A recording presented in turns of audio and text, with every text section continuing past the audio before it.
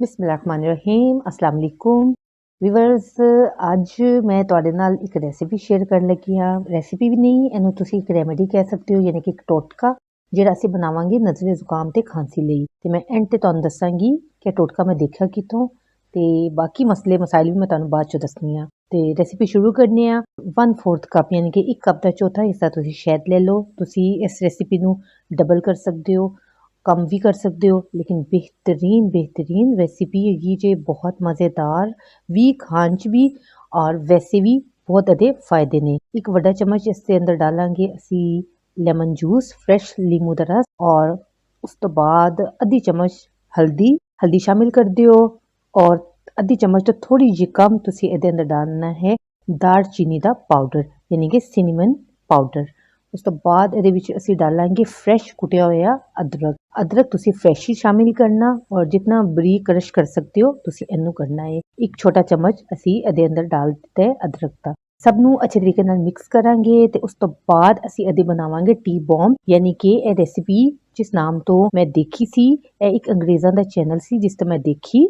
अच्छा, ये दो चीज़ां रह गई। थोड़ा जिहा इस डालांगे असी पिंक सॉल्ट, और बिल्कुल थोड़ी जी डालांगे इसके अंदर असी काली मिर्च का पाउडर क्रश करके फ्रैश थोड़ी जी डालनी है।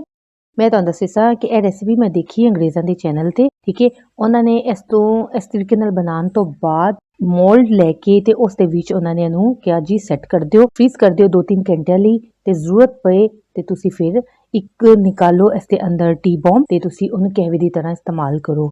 बेकिंग भी करनी आ ਤੇ ਮੇਰੇ ਕੋਲ ਪਏ ਹੋਏ ਸਨ ਸਿਲੀਕੋਨ ਦੇ ਮੋਲਡ, ਤੇ ਮੈਂ ਦੱਸੇ ਹੋਏ ਤਰੀਕੇ ਦੇ ਮੁਤਾਬਿਕ ਇੱਕ ਚਮਚ ਡਾਲਿਆ ਇਸ ਦੇ ਅੰਦਰ ਪਹਿਲੇ ਜੋ ਮਿਕਸਚਰ ਅਸੀਂ ਤਿਆਰ ਕੀਤਾ।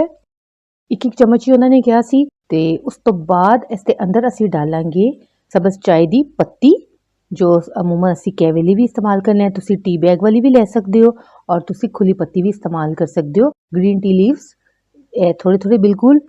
और ये रेमेडी दरअसल बन रही है नज़ला जुकाम और खांसी ਲਈ। रेमेडी तो बहुत बेहतरीन है, यानी यह नुस्खा बहुत अच्छा है, लेकिन ਇਹ ਜੋ ਜਿਸ ਤਰੀਕੇ ਨਾਲ ਉਹਨਾਂ ਨੇ ਦੱਸਿਆ ਕਿ ਇਹਨੂੰ ਇਸਤੇਮਾਲ ਕਰਨਾ ਹੈ, ਉਹ ਤਰੀਕਾ ਠੀਕ ਨਹੀਂ ਹੈ।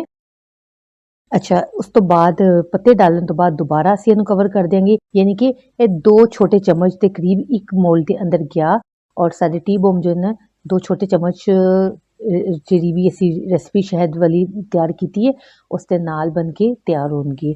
ਇਹਨੂੰ ਰੱਖਣਾ ਸੀ 2-3 ਘੰਟਿਆਂ ਲਈ, ਲੇਕਿਨ ਮੇਰੇ ਕੋਲ ਸੀ ਟਾਈਮ ਥੋੜਾ, ਤੇ ਮੈਂ ਇਸ ਨੂੰ ਰੱਖ ਦਿੱਤਾ ਤਕਰੀਬਨ ਅੱਧੇ ਘੰਟੇ ਲਈ। ਮੇਰਾ ਖਿਆਲ ਹੈ ਅੱਧਾ ਪੌਣੇ ਘੰਟੇ ਲਈ ਮੈਂ ਰੱਖਿਆ।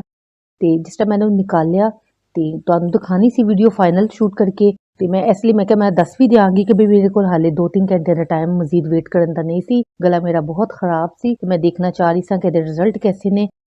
ਮੈਂ ਫਿਰ ਇਹਨੂੰ ਜਿਹੜਾ ਨਾ ਗਰਮ ਪਾਣੀ 1 ਕੱਪ ਲਿੱਤਾ, ਔਰ ਜਿਸ ਤਰੀਕੇ ਨਾਲ ਉਹਨਾਂ ਨੇ ਕਿਹਾ ਸੀ ਕਿ 1 ਕੱਪ ਦੇ ਅੰਦਰ 1 ਟੀ ਬੌਮ ਕਾਫੀ ਹੋਏਗਾ, ਤੇ ਮੈਂ ਉਸ ਨੂੰ ਇਸ ਦੇ ਵਿੱਚ ਸ਼ਾਮਿਲ ਕਰ ਦਿੱਤਾ। ਹਾਲੇ ਤੁਸੀਂ ਦੇਖ ਰਹੇ ਹੋ ਥੋੜੇ ਜਿਹਾ ਲਿਕਵਿਡੀ ਫਾਰਮ 'ਚ, ਹਾਲਾਂਕਿ ਇਹਨੂੰ ਮੈਂ ਅੱਧਾ ਪੌਣਾ ਘੰਟਾ ਫਰੀਜ਼ਰ 'ਚ ਵੀ ਰੱਖਿਆ। ਬਾਕੀਆਂ ਨੂੰ ਮੈਂ ਰੱਖ ਦਿੱਤਾ ਫਰੀਜ਼ਰ 'ਚ। ਮੈਂ ਕਿਹਾ ਚਲੋ ਜੀ ਸੁਬਾਹ ਇਸਤੇਮਾਲ ਕਰਾਂਗੀ, लेकिन सुबह ओवरनाइट के बाद भी ये बॉम्ब्स बन के शेप च तैयार नहीं होए। ते कहने का मतलब है कि सिर्फ पाकिस्तान ही बदनाम नहीं ने, यूट्यूब ते अगर तुसी फॉरनर्स दी अंग्रेज़ां दी भी तुसी रेसिपीज देखोगे ते उस दे विच भी तुहानू ये चीज़ां नजर आनगियां। ए बिल्कुल जमन वाले नहीं जे, तुसी इहनू एयर टाइट कंटेनर च सेव कर देना। ते लेकिन फायदे दे बेशुमार जे, मेरे गले नू बहुत सुकून मिलिया और मेरा फ्लू भी काफी हद तक ठीक हो गया।